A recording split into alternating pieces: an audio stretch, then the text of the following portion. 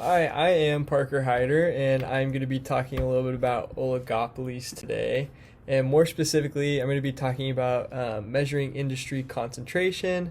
And this is usually done in two different ways. There's concentration ratios, and there's also the Herfindahl-Hirschman index, which I'm hoping I pronounced that right. But our first one is concentration ratios.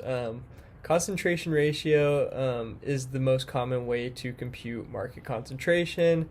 Determines the percentage of total sales or production accounted for, and this will generally give a 4 to 8 firm concentration ratio. That seems to be the standard when looking at concentration ratios.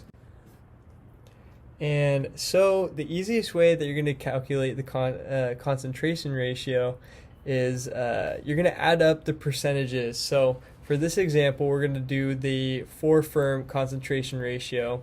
And as you can see, these aren't percentages. So you're going to have to take the top 4 firms, which is the 150, the 100, 80, and 70. You're going to add those up and it comes out to 400. And you're going to divide that by the total of all of these together, which is 450, which gives you an 88.9% concentration ratio. When it's given to you in percentages, all you have to do is just add up the top 4 percentages. It's much easier when it's given to you like that. So next, there is limitations to the concentration ratio though. Concentration ratio fails to reflect differences in relative sizes of firms within an industry. This is an example that I got right out of the textbook.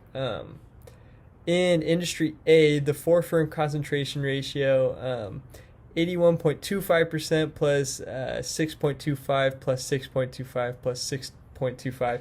That comes out to 100%, but in industry B, all 4 firms in this concentration ratio are 25%, which still comes out to 100%. It's the same concentration ratio. So even though the top of the industry A has far more than the top of industry B, they have the same concentration ratio. This just shows that the concentration ratio can fail to reflect the considerable variation in firm sizes.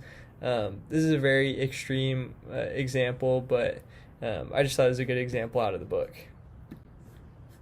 So the Herfindahl-Hirschman index, that's where this actually has its strength. This is able to show the variation in size from within an industry. And the Herfindahl-Hirschman index is defined as the sum of the squared percentage sales shares of all firms in the industry. So the way that you're going to calculate the HHI is pretty simple. This is not just the 4 firms. You're going to include every firm in this. So you're going to take the 81.25% squared plus 6.25 squared plus 6.25 squared plus 6.25 squared. That's where you're going to get the 6,718.9.